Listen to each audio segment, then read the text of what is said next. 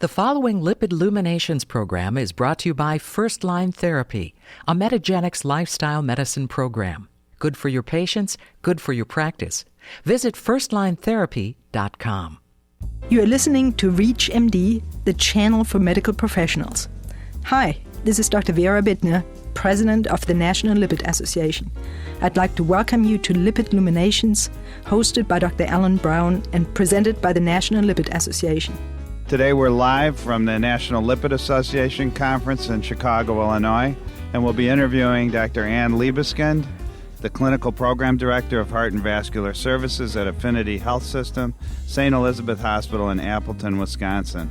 Dr. Liebeskind is a practicing lipidologist. She's boarded in internal medicine and pediatrics. And the reason we are excited about interviewing her today is because she's done intensive study in lipid management and has developed some systematic approaches to patient care to try and improve the percent of patients who are achieving their lipid goals. I'm hoping, Ann, that you can provide us with some insights on things that the average practicing physician could do to get better results for their patients.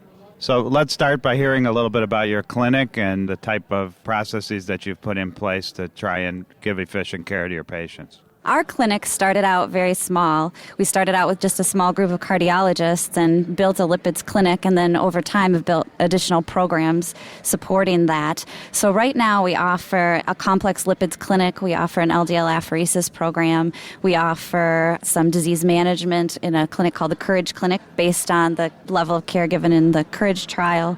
We are developing some cardiometabolic programming and really building one thing upon another over time. All of us who are involved with fairly intense lipid clinics struggle with the fact that we can only provide intense therapy to a small number of patients. And I know you're interested in the idea of trying to look at why large numbers of patients don't achieve their NSEP goals.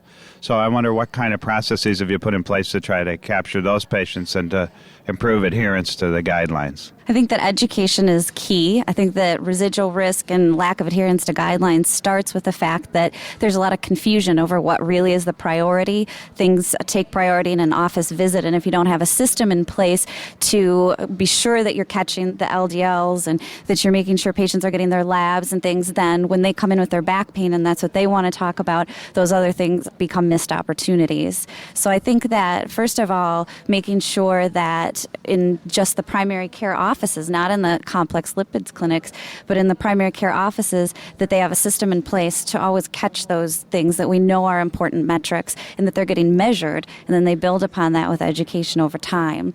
And then I think it comes down to also educating the patients so that they know that it's important and they're coming back for their preventive therapies too. With that in mind, it is obviously a difficult time in medicine. We're being asked to do more things with less and less reimbursement. The physician's time is often, short with the patient. Can you give us an example of the types of systems that could be put in place so that when the patient comes in with a urinary tract infection, their LDL doesn't go by the wayside? I think a good example is that we are just implementing a stronger electronic health record in our system, and we have a fairly large-sized system. But in the average office, we even started with just paper, tracking forms, and nurses who are educated in the importance of catching these things. I think if you enable your staff and empower them to realize what's important so they don't let you slip up on missing those things, then it can be a simple tracking form in their chart. If the patient hasn't been in a year, there's preventive management that needs to happen, and that's caught instead of putting it off and asking the patient to come back and assuming they will. So I think that it can start with paper, and then it can grow from there. People who have good electronic health records definitely can build those systems in, and I can't overemphasize how important electronic health records will become in our future of catching those missed opportunities. I know I've worked in systems in the past where a reminder pops up and it tells you, hello, take notice, this hasn't been done in a while, and that's great. But for many of us, we don't have the benefit of that, or that takes a lot of time and effort and money to bring that into play.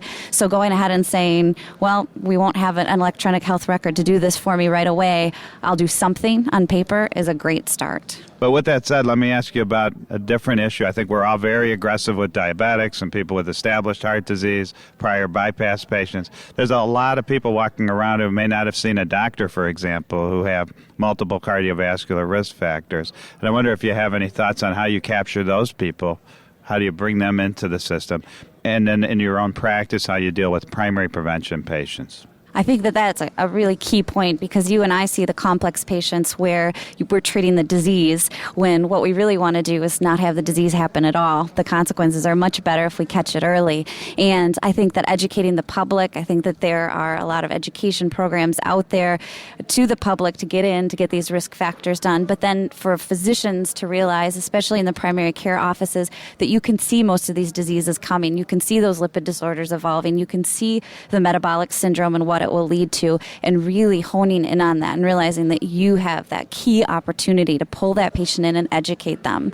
I think one of the most inspiring things that you can tell a patient who doesn't want to do lifestyle or has been told over the years their cholesterol is abnormal is to talk about metabolic syndrome and what it means for their downstream risk of developing diabetes. And people get that. They're scared of diabetes. And that is such a good motivating factor for patients, that when they start to realize, oh, wow, I'm looking at heading towards diabetes and I could prevent this, it really turns them around. And I feel like that's where I get some of the better lifestyle changes out of patients, is when it becomes personalized to them, that, wow, I'm not the person that will be unscathed by this. I have to start paying attention to this.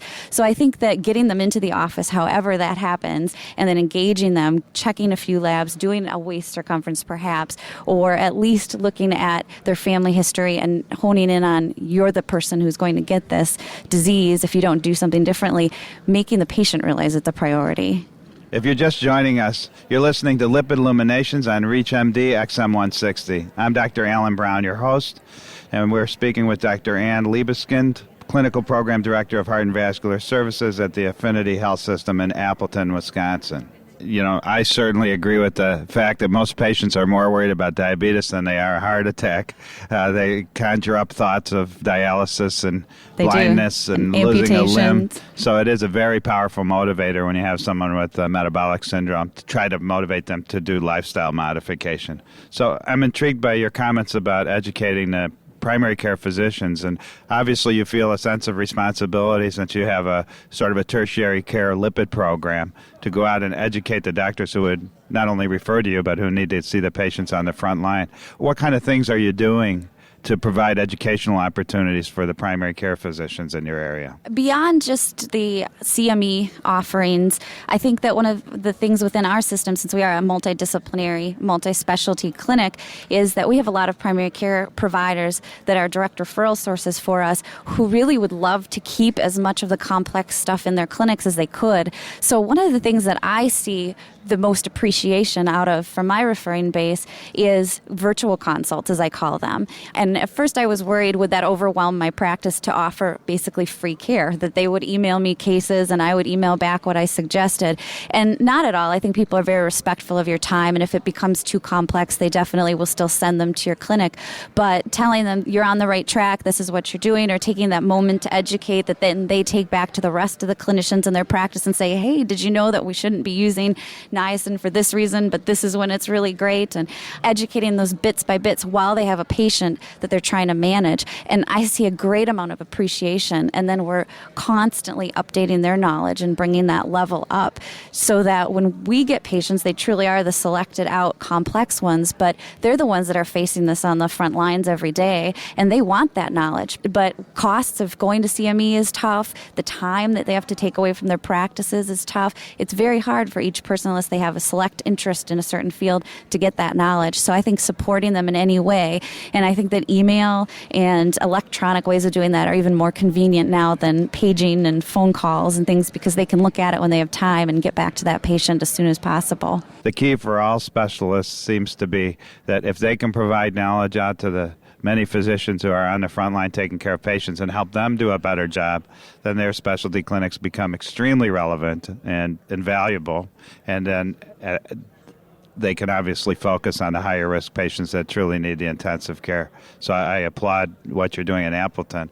And I wonder if you have any other comments about things you'd like to see in the future, considering the epidemic of obesity and dyslipidemia and diabetes that we're facing from a systems management standpoint? I think it'll be an exciting time in the future. I think insurance plans are much more willing to come to the table now and talk about prevention.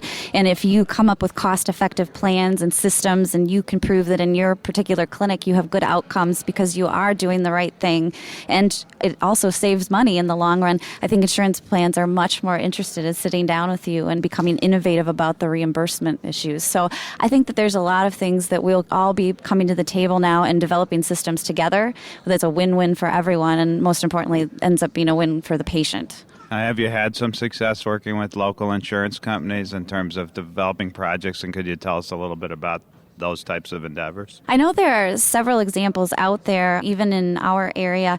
I know, for example, UW-Madison has a great cardiometabolic program. We have an insurance plan attached with our health system, and so we have the benefit of being able to sit down face-to-face with people sometimes and talk about innovative ways of reimbursement. And we do, and I think that now we have some pilot programs going, and then over time, as we track our data, we'll be able to come back and show to them that we are making success. They're very motivated to come to the table because they spend a great amount of money per member per month on the cost of treating patients who already have heart disease and diabetes. So their ears are wide open. And so trials like the Courage trial really get them motivated to say, how can you bring this care to a medium-sized community, to a clinic, to any particular patient, because this is what we need to be doing. It's still a little unclear what the landscape for insurers and providers are going to be over the next few years, but as we unravel all of the new era in medicine, certainly in the past, since employers are often the purchasers of insurance, the insurance companies get graded on how well they provide preventative services.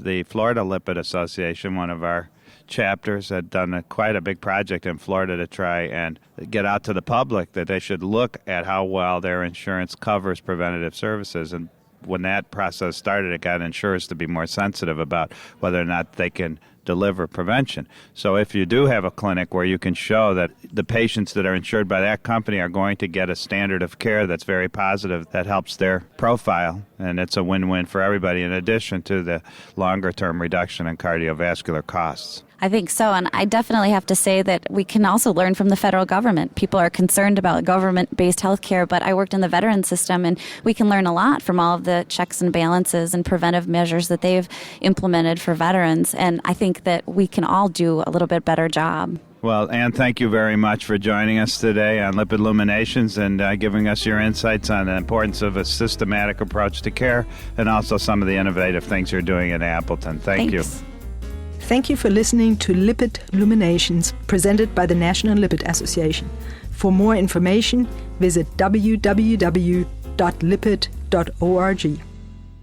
The preceding Lipid Illuminations program was brought to you by First Line Therapy, a Metagenics lifestyle medicine program. Good for your patients, good for your practice. Visit firstlinetherapy.com.